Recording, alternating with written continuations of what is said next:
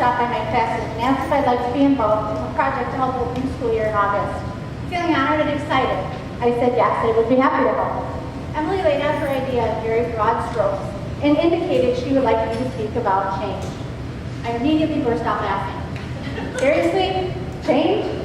I was in the midst of several events that were bringing major changes to my life. Our older daughter was graduating from college and moving to Atlanta just a few short weeks from that date. And a few weeks prior to that day, our younger daughter had just told us she got engaged and was going to be married in July of this summer. Needless to say, change was very much on my mind, so agreeing to the opportunity to talk about it was pretty much a no-brainer. After our initial planning meeting in June, I began to think about change and what it really meant. I looked for articles, quotes, videos. My personal experiences became fodder for me to dissect and delve into to discover what change is and how we approach it. And as I thought about it, I realized that change almost always has a negative connotation to it. No one likes change or wants it to happen. No one welcomes change. But I soon realized this was not actually true. The saying, the only constant in life is change, is completely accurate. Change happens all the time. We are impacted by it on a regular basis.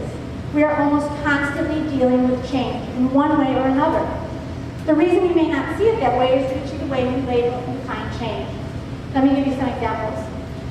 26 years ago, I married my husband Bob. Moving into a small apartment and trying to mesh our lives together was a big change for both of us. About 5 years later, we gave birth to the first of our 2 children. I said at the time, and I still marvel at today, it is amazing the amount of change 8 pounds of flesh brings into your life. We have never been the same since. Shortly after Jennifer was born in 1996, we moved to Glen Ellen, into the house we currently reside in, and about 8 years ago, we completely remodeled it over a 9-month period, most of the time while still living in it. For the first few years that we lived in the valley, I worked in Berwyn, and I hated commuting. I have no idea how any of you do it. 3 blocks is plenty. After falling asleep at a stoplight and lightly tapping the back of an ambulance, I applied for and got a part-time kindergarten position at Arbor View.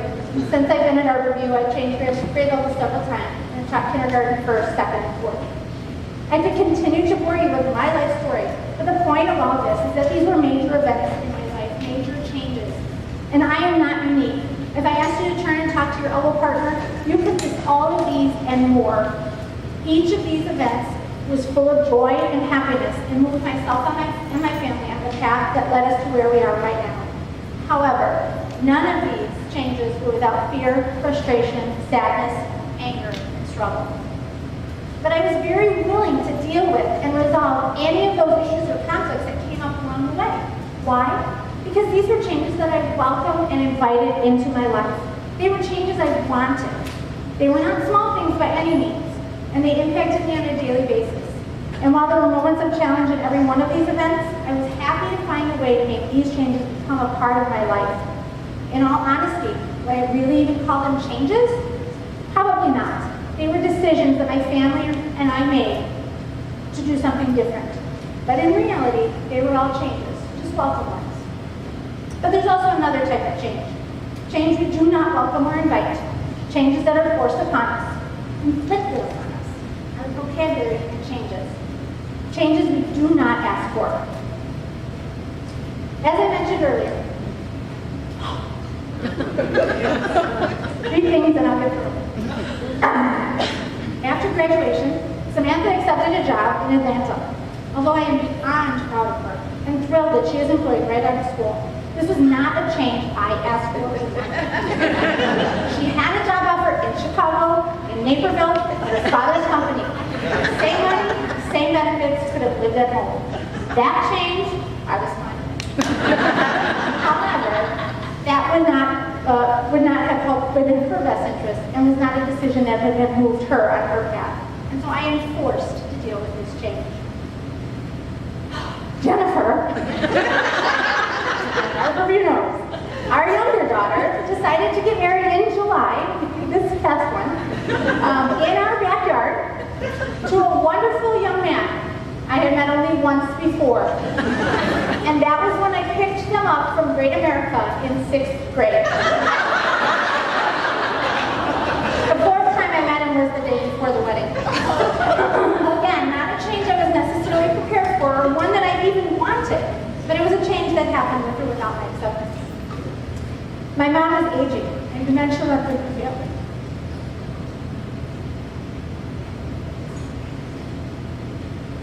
The past few years have become increasingly more difficult for her, as her short-term memory becomes fleeting and her long-term memories float more prominently to the surface. I have had the pleasure of hearing stories about the brothers and sisters and her mom and dad I've never heard before. This is most definitely a change I did not want, nor welcome, nor invited. But in fact, if I could show it the door, I most certainly would. What about the changes we all face as professionals? In the old days, you could pretty much pick up the manual and know what to do. Sure, we had to deal with Illinois state learning standards and No Child Left Behind, but did we really face significant changes as a result of any of those? And then came the Common Core. For both math and ELA, heaven forbid, we get to do one at a time. And math, and Carol, and PARC, and NGSS, and SEL, and WT, you can fill in the rest of that. And if I had you turn and talk to your partner again, you could probably come up with many more changes that are being expected of us in the classroom. Inflicted upon us, you might even say. We did not invite these in. And even if we were looking for new ways to teach or reforms of any kind, we were not looking for them to all happen at once. And yet here we are, with something new every year, a change we did not invite or ask for. So really, since change is happening all the time, in many different forms, what makes one form of change welcoming and joyful, and one form unwanted and dreaded? The answer to that is twofold: perspective and attitude. There's a little phrase that came across on Pinterest a few years back that I realized could be used as a model for change. You're either on my side, by my side, or in my way. Choose wisely, sorry. That's really what it boils down to, right? Our choices are simple. We can be leading the charge, supporting the cause, or standing in the way, refusing to change. Our perspective on change impacts how we deal with change as well. Looking back on the examples of change I shared, the events in my life may be perceived differently by other people. Was my moving out of the house as happy for my parents as it was for me? Probably my packed bags on the curb. They were not happy when I took their only two grandchildren and moved out to the far western suburb of Glen. Sam made her choice happily and confidently to move to Atlanta. Do you think she feels that change was inflicted upon her? I have to say no. Perspective. How we view change impacts our response to it. And in all honesty, even these inflicted changes have brought positive changes to my life. The changes that have been forced upon me have brought opportunities for growth and happiness that I did not expect, nor that I could even see. I was blind to them until I changed my attitude and chose wisely. Watching Sam make decisions for herself, find new friends, and establish her role in her new job has been a wonderful gift. I have been proud and happy witnessing Jen stand up for herself, contemplate lifelong commitments, and compromise with the maturity I didn't know she had. And as for my mom, I'm enjoying her more now than I think I ever have. I listen to her stories 5, 6, 7 times. I prepare myself with pictures and memories to share when they visit. And if she wants to pass out candy to trick-or-treaters on the 4th of July, I will happily sit with her on the porch and complain that there are just no more children in the neighborhood. The truth of the matter is, it is easier for me to adapt to the changes that are happening than it is to fight the fact that things are different. That would just make us both miserable, and that's happening. And I'm being completely honest. My teaching has improved as a result of math and the Common Core. I am better able to articulate what my students need and identify where their strengths and weaknesses lie, as well as my own. Our response to change depends entirely on our attitude. And as the phrase I shared says, choose wisely. Our attitude is 100% within our control. We get to choose where we stand and determine how we want to respond. We can embrace change, welcome it into our lives, and do our best with it, or we can resist and stay in a place of discomfort and unhappiness. This summer, if you can even believe it, I experienced another major change for me. that I want to share to help articulate some of the strategies we can all use when dealing with change. This particular change that I'm not going to share was tremendously challenging for me. And I'm really not exaggerating that statement. It impacted my everyday life and really turned things upside down. At the end of June, I had to not only get a new phone, but I had to get an iPhone. Now, this may not seem like a big deal to some, and to some, it may even seem like a welcome and invited change. In my world, absolutely not. A few of you, as Arbor View is laughing, who live closely with me, know I have never, ever liked iPhones. And I have pretty much refused to ever have one. I loved my Samsung Galaxy phone. Loved it. I was anticipating getting a new one. There were some issues going on.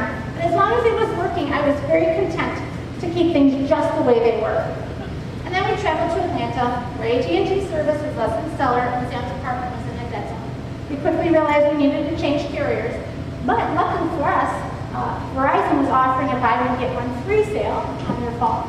Not only could Bob and I get new Galaxy iPhones, or great Galaxy phones, the kids could get their iPhones, and the new plan would save us over $100 a month. Fully on board, ready to sign us up. However, that wasn't the case. The promotion was actually only on iPhones. I said absolutely not. I refuse. I will not be part of this plan at all. It did take me a little while, pouting and probably wandering around the store, to realize that I was standing in the way of a positive change for my family. Something that would save us a significant amount of money and make our lives a bit easier. I decided that I needed to make the change and switch phones. And very reluctantly, and I'm not exaggerating any part of this, with actual tears, a bit of a temper tantrum, and some couple more, I handed over my phone. As we sat through the long process of changing over 3 phones, I let my family know repeatedly and in no uncertain terms that I was only minimally on board with this change, and that I would remind them of this change that was inflicted upon me long into the future. I was not happy. Occasionally, as I sat sulking, I began to say things like, my Galaxy could do such and such, can you have this phone? Or the Galaxy has this feature, does the iPhone have that? Once I actually had the phone in my hand, I started to lament the fact that I didn't know where anything was, and my frustration quickly rose to the surface again. Samantha would patiently, and sometimes not so patiently, show me what to do and help me find what I was looking for. She gave me tips and suggestions and told me some apps to download that would make things easier. When we returned home from Atlanta, I went to Best Buy and shared my frustrations with a very kind and exceedingly patient young man who walked me through some of the features and showed me how to navigate my phone a bit more efficiently. My family barred me from comparing my new phone to my beloved Galaxy, and then they refused to help me any further if I continued with my negative attitude. I did have to admit, very reluctantly, that there are features on the iPhone that I like. It was a little easier to navigate than my old phone, and it was somehow cleaner than the Galaxy. I began to talk about the parts I liked, and I asked genuine questions when I got stuck. Friends would show me shortcuts and apps, and somehow our family group texts became ridiculously fast. There are still things I don't like about the iPhone or that I really miss about my Galaxy, especially because it goes underwater now, like that. But things have happened, especially since I've opened myself up to the change. I'm actively seeking out things to do with my iPhone that I never did with my Galaxy, though I would have been capable of doing. I'm using FaceTime and AirDrop and Spotify regularly. I realized that I was complacent with what I had on my old phone and had no interest in trying anything new. I've tried to be flexible and take small steps to be comfortable with this change. And while I will not say I love my iPhone, I really do like it a lot. Now I know that this example reflects a very small and insignificant change that is nowhere close to the changes we are asked to make on a regular basis in education. But the experience did crystallize for me my understanding of change and how we approach it. Only when I changed my perspective and therefore my attitude was I able to make progress, to grow, and eventually to be happy. Only when I chose wisely. And isn't that what we're really talking about when we talk about change in education or change in any part of our lives? The change happens. We have no control over it. It is the one thing that is constant. What we do have control over is how we approach it and adapt to it. That is truly what matters, and that's where we can make a difference. We need to look to our teaching partners and our friends for help and support when we break down and need event. We have to be better at asking questions and sharing our ideas and our concerns. Get clarification, ask for help. Do not stand in the way simply because you are confused or frustrated. Steal ideas from your fellow teachers. If it's working for someone, go ask what they're doing. And the reverse is true too. Share your successes. Let a colleague know what works, even what didn't. Don't stand in the way because you are afraid to share. And finally, and I believe most importantly, get involved with change. Do not close your doors or your minds to the tasks we have at hand. You can get involved as much or as little as you want. Just get involved. Don't stand in the way. Choose wisely. Our attitude determines our success and our happiness. We are in control. Welcome or not, change will happen. When we accept and embrace change, we only become better.